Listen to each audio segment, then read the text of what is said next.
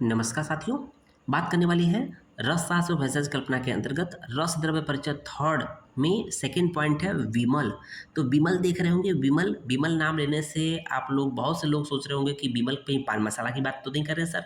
नहीं जी नहीं, ये रसशास्त्र के अंतर्गत जो है एक द्रव्य होता है, ठीक है ना। तो विमल को हम लोग आयरन पायराइड कहते हैं। विमल को क्या बोलते हैं? Iron pyrite.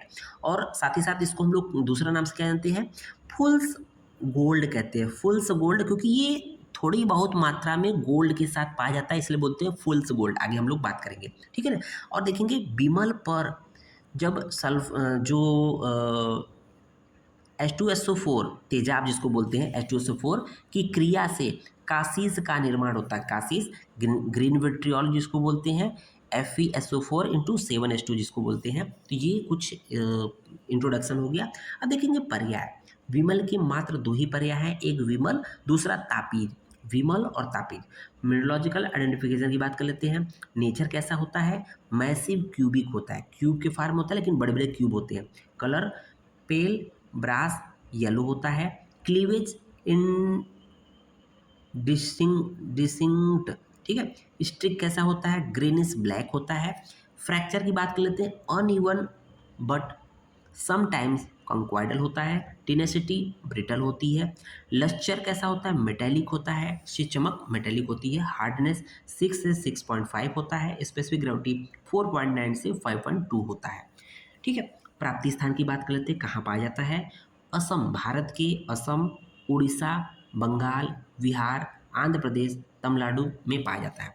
कभी कभी कम मात्रा में गोल्ड के साथ पाया जाता है, जिससे इसे फुल्स गोल्ड भी कहा जाता है, ठीक है ना। कभी कभी कम मात्रा में गोल्ड के साथ पाया जाता है, इसलिए फुल्स गोल्ड भी कहा जाता है। अब इसके पर्याय अथवा भेद अर्थात प्रकार के बारे में बात कर लेते हैं। विमल के रस रत्न समुच्चय में इसके तीन भेदों का वर्णन मिलता है। तो देखेंगे तीन भेद कौन कौन से हैं?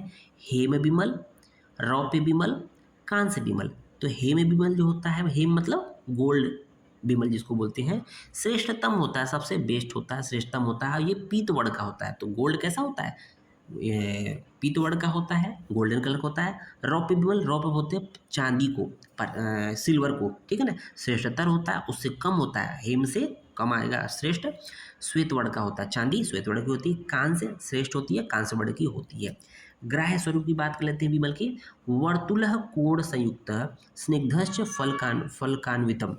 तो गोल, वर्तुल मतलब गोल होती है, कोण युक्त होती है, फलक वाला तथा स्निग्ध विमल श्रेष्ठ होता है।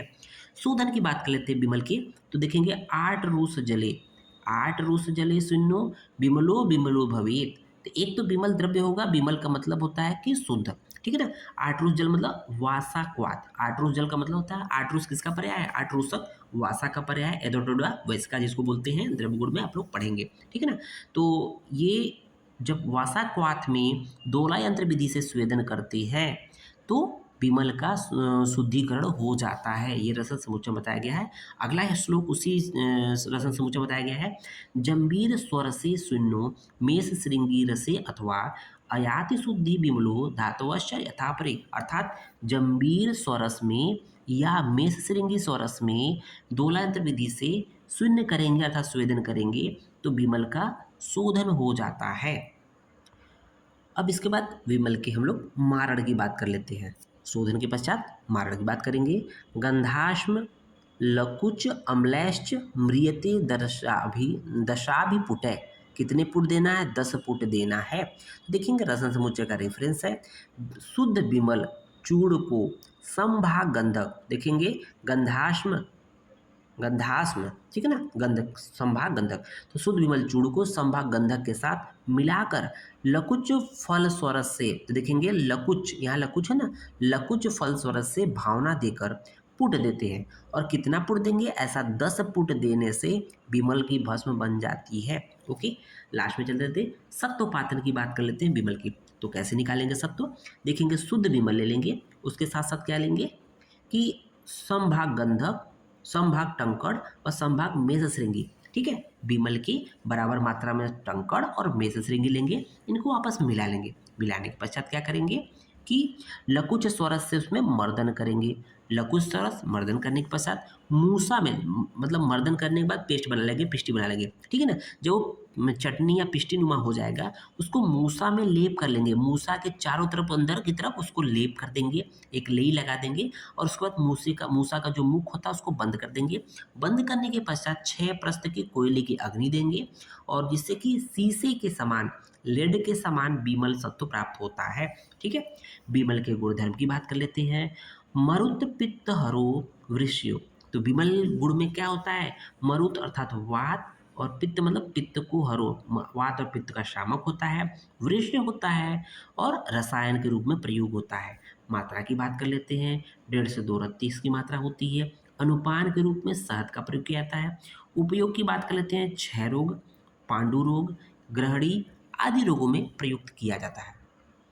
अब इसके बाद देख लेंगे, अगर जो बिमल का शोधन हुआ है, बाय द वे शोधन अच्छे से ना हुआ हो या अशुद्ध बिमल का शोधन यूज कर लेंगे तो क्या हो जाएगा, तो अपक्व अर्थात अशुद्ध सेवन जन्य विकार शांति के उपाय। अगर विकार उत्पन्न हो गया तो उसकी शांति कैसे होगी, मतलब विकार हो गया, अगर कोई एबनॉर्मलिटी हो गई तो उसको ठीक कैसे करेंगे। तो विकारो यदि जयेत, यदि विकार अगर उत्पन्न हो गया है, बिमलाया निषेवणात् शर्करा सहित भक्षण में श्रृंगी दिनत्रयम, तो अगर अशुद्ध बिमल के सेवन करने से अगर किसी को कोई विकार हो गया हो, कोई समस्या हो गई हो, तो शर्करा के साथ मेष श्रृंगी, तो शर्करा के साथ मेष श्रृंगी या मेष श्रृंगी के साथ शर्करा का प्रयोग करने से, खाने से ठीक हो जाता है। कितने दिन तक प्रयोग करना है, 3 दिन तक प्रयोग करने से, खाने से शर्करा साथ मेष श्रृंगी बिमल अशुद्ध बिमल सेवन जो विकार होगा वो ठीक हो जाएगा। लास्ट में चले जाते बात कर लेते हैं हम लोग प्रमुख योग के, बिमल के प्रमुख योग। तो शूलांतक रस, सर्वेश्वर परपटी, नवरत्न राजमृगांक रस, विमल रसायन, शीघ्र प्रभाव रस, क्षय केसरी रस, रसेंद्र चूड़ामणि, ये कुछ इंपॉर्टेंट प्रमुख योग है। उम्मीद है लेक्चर समझ में आया होगा। धन्यवाद।